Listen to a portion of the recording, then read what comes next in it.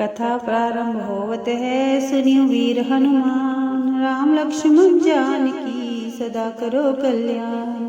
सियावर राम जय जय राम, मेरे प्रभु राम जय जय राम। एक समय दालमय ऋषि ने पुलस्त्य ऋषि से पूछा, हे मुनीश्वर, मनुष्य मृत्यु लोक में ब्रह्म हत्या आदि महान पाप करते हैं और दूसरे के धन की चोरी, दूसरे की उन्नति देखकर ईर्ष्या आदि करते हैं, परंतु फिर भी उनको नरक प्राप्त नहीं होता। सो क्या कारण है? वह न जाने कौन से अल्प दान, अल्प परिश्रम करते हैं, जिससे उनके पाप नष्ट हो जाते हैं। ये सब आप कृपा कर मुझसे कहिए। पुलस्त्य ऋषि बोले, मुनि, आपने अत्यंत गंभीर प्रश्न पूछा है। इससे संसारी जनों को बहुत लाभ होगा।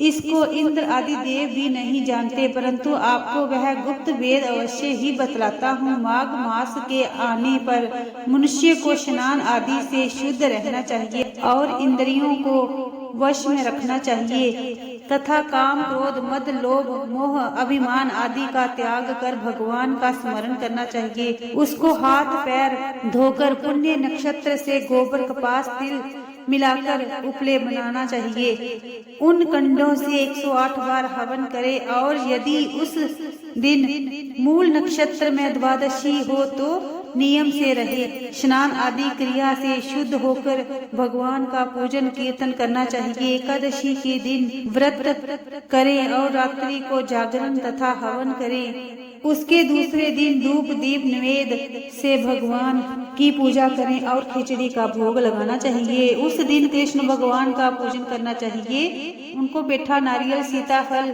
या सुपारी सहित अर्घ्य देना चाहिए। हे भगवान, आप अशरणों को शरण देने वाले हैं। आप संसार सागर में डूबे हुए का उद्धार करने वाले हैं। हे पुंडरीकाक्ष, हे कमल नेत्रधारी, हे विश्व भगवान, हे जगत गुरु, आप लक्ष्मी सहित मेरे इस दृश्य को स्वीकार कीजिए।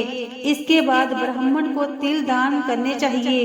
इस प्रकार जो मनुष्य जितने तिलों का दान करता है उतने ही सहस्त्र वर्ष स्वर्ग में निवास करता है। तिल स्नान, तिल का उपटन, तिलोदक, तिल का भोजन, तिल का दान तथा तिल का दान, ये तिला कहलाती है।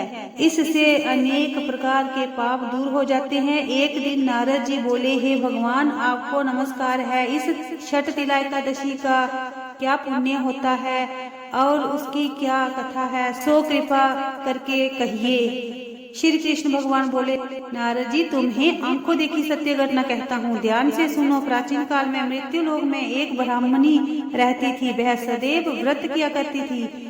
एक समय वह 1 माह तक व्रत करती रही। इससे उसका शरीर अत्यंत दुर्बल हो गया। वह अत्यंत बुद्धिमान थी, परंतु फिर भी वह देवताओं तथा व्रतों से अपना मन अस्थिर नहीं करती थी। इस प्रकार मैंने सोचा कि ब्राह्मणी ने व्रत आदि से अपना शरीर शुद्ध कर लिया है और इसको वैष्णव लोग भी मिल जाएगा, परंतु इसने कभी अन्नदान नहीं किया है, इसलिए इसकी तृप्ति होनी कठिन है।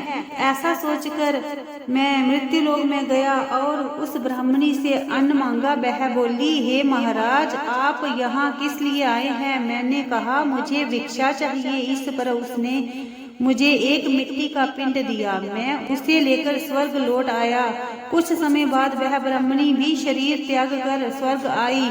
उसे उस जगह एक आम का वृक्ष सहित एक गृह मिला, परंतु उसने उस गृह को अन्य वस्तुओं से शून्य पाया। वह घबराई हुई मेरे पास आई और कहने लगी, हे भगवान, मैंने जीवन में व्रत आदि से आपकी पूजा की है, परंतु इस पर भी मेरा घर वस्तुओं से रहित है। मैंने कहा, तुम अपने घर जाओ, देवी स्त्रियां तुमसे मिलने आएंगी और तुम इस पर अपना दरबार मत खोलना और उनसे कहना कि मुझे छठ तिला एकादशी का महात्म्य सुनाओ। जब वो तुम्हें छठ तिला एकादशी का पुण्य और विधि सुनाएंगी तब तुम द्वार खोलना। भगवान के ऐसे वचन सुनकर वह अपने घर गई और जब देवी स्त्रियां आई और द्वार खोलवाने लगी तब ब्राह्मणी बोली, यदि आप मुझे देखने आई हैं तो छठ तिला एकादशी महात्म्य कहिए। उनमें से एक देव स्त्री बोली, मैं कहती हूँ, सुनो।